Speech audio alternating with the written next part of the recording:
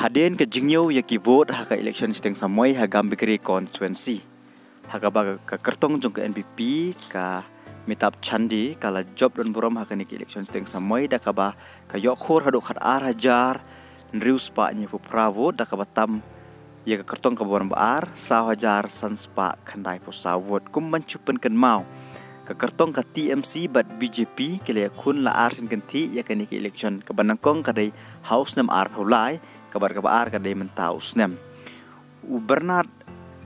ulaya kun ya ka election ar pholai na sautura house nem ar pholai da kaba ula cha penlem ha menteri rang ba kajala u Konrad ke sangma bat menta ulaya kun biang na Gambigri constituency hari uklem poi syakatong kaju ka kartong jong ka TMC ka sadha rani am sangmaru kalaya kun nengkong ha ar pholai na Gambigri ba klem poi syakatong bat mentaro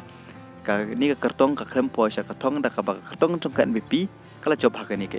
election Bernard house nam ar pholai ulaya kun na sautura ulaya khor hado prahajar laispa ar penriwu da ka bau cha penlem ha Konrad ke sangma menteri rang ba ka jala bat ha ka ni ka election na Gambigri pat Bernard uyo tang news pa chipewon ki kertong ki baya kun ha kene ka election na po Gambigri constituency kil don hadu nriu ngut ar ngut ki kertong chimet bat sangut ki bedai na ki party ka bakan thup na ka NPP BJP TMC bat na ka seng kongres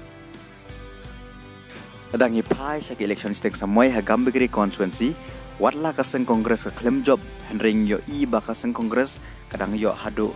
new hajar nriu spa khandai prosan vote leng ba u kertong jongka ujing jang marak kuman chupen kan mau ba usaleng ha usnem ar pholai na Gambigri uyok khor hadu khatwe jar arspa santo arvot adangi pai chau Bernard en marak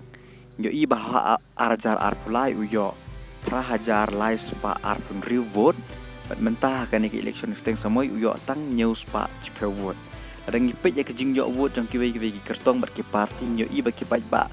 kitang ai ka jing kersan wat ada claim job henry langi pej ya ka BJP pat ka jing yo vote jongka kala hier hado kata-kata tak bayo tang news pa chpe vote